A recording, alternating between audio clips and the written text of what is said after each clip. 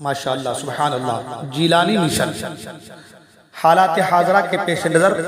اہل سنت والجماعت کے فروغ و ارتقاء کے لیے اور نو نہالان اسلام کے اندر صحیح اسلامی شعور و بیداری پیدا کرنے کے لیے شہزاد حضور غوث اعظم نبی شہنشاہ کوکن حضرت العلام ابو الحسنین میر سید شاہ آل رسول عبد القادر جیلانی قادری مدد العالی خلیفہ حضرت الشریعہ نے جیلانی مشن کا قیام فرمایا۔ سرکار بغداد سرکار غوث اعظم دستگیر رضی اللہ تعالیٰ عنہ کے فیضان سے آپ ہی کی سرپرستی میں بحسن خوبی اپنی منزل کی طرف رواں دوا ہے۔ الحمدللہ جیلانی مشن یہ بڑے پیر کا مشن ہے اور بڑا مشن ہے۔ سیدی سرکار اعلیٰ حضرت عطا کردہ 10 نکاتی پروگرام فروغ اہل سنت کے لیے کو حتی المقدور عملی جامہ پہنانا علماء و مشائخ اور عوام اہل سنت خصوصاً نوجوان طبقہ کی باہمی رابطے کو مستحکم و مضبوط بنانا، فلاحی و سماجی خدمات کے ذریعے فروغ مسلک کی راہ ہموار کرنا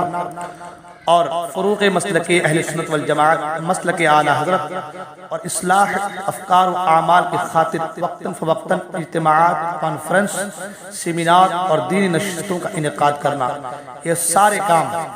جیلانی مشن کے تحت ہو رہے ہیں۔ حسب ضرورت غرباء مساکین اور بیوہ و یتیم کا تعاون کرنا، یہ سارا کام جیلانی مشن کے تحت چل رہا ہے۔ الحمدللہ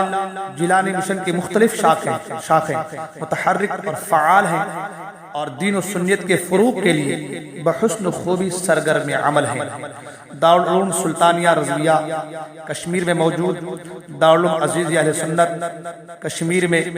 دارالعلوم قطب کوکن ماہم شریف، دارالعلوم تاج الشریعہ ٹیکم گڑھ MP،